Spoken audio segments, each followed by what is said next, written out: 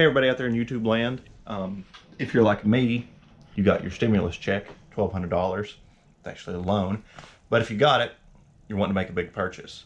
So I'd actually had a purchase lined up for a while. I was just trying to wait on the perfect opportunity, and now with a little bit of extra money, it seemed like the perfect time. So if you're like me and you're a mechanic or around the house and you need a lot of storage room, you need something more than a toolbox. So that's why I invested in a tool chest. This is the Hart brand or ProWorks, depending on where you get it from Walmart. It is basically $288 for the top piece. It's $330 for the bottom. So you're looking right at $600 for both of them. The weird thing about it, the only thing I don't like is most of your tool chests are 18 inches deep. This one is 21. So if you wanted to, say, buy the top from Walmart, you would have to get the bottom from Walmart, or else you would hang over 3 inches, or vice versa, you would have 3 inches of lip. But besides that, I really like it. So I'm going to go over some of the features of it with you and tell you what I think of it. Okay, everybody, we'll start with the top. As you can see, it has 6 drawers, 3 regular size, 3 deep ones. They are soft close, as you can see. It has a top, opens up. The one thing I like is it does have a magnetic rail back here. As you can see, I put all my sockets there. It also has a 6-plug power strip built in with 2 USBs, which is nice because then you can just plug your phone in, your Bluetooth speaker, whatever. It also has a gas shock, so it stays up by itself. As you can see, I'm running very close clearance on my shop lights, but that's because I have this up here. The power cord, when you get it, is actually shoved in through here. The power cord itself actually comes out the back up there, but when you get it, it will be packed in here, so you've got to push it back out and then pull it down. The one thing I wish it did have is I wish it had a light up there. But as you can see, I've got this magnetic light and stuck it up there myself. That's my only complaint about the top, is it does not have a light because it gets kind of dark in here, especially if you're working in an area that's not very well lit. But I really like it. The only other complaint I have is every now and then the lock will not want to turn. You've got to kind of wiggle this a little bit to make it lock. But besides that, I really like the top. I put these on here myself, the magnetic stuff. It only comes with the handles. It does not come with anything else, but you can buy that stuff anywhere.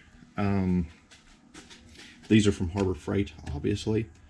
So now we'll move on to the bottom. And as you can tell, ProWorks or Hart, they're switching brands. So it's the exact same thing. The only difference is this one is blue and it says Hart. That's where this one says ProWorks and it's black. So I wasn't really picky. I got this one marked down a little bit. So now we'll move on to the bottom. The bottom, as you can see, has 6 drawers just like the top, but they're a lot bigger. The other good thing about this is it already comes with the liners. They're pre-packaged in the top or in this drawer, as you can see. So you don't have to go out and buy those. All you do is literally cut the package open and slide them in. So soft close drawers just like the top. The bottom 2 drawers are deeper, as you can see. I actually fit in the bottom one a whole circular saw with plenty of room to spare. So it says it will hold up to 1,200 pounds, which is obviously the top and all the tools. I am really impressed with it, to be honest with you. Like I said, there's a few little things here and there that I'm not impressed with, and it's just basically the lock and the lack of a light.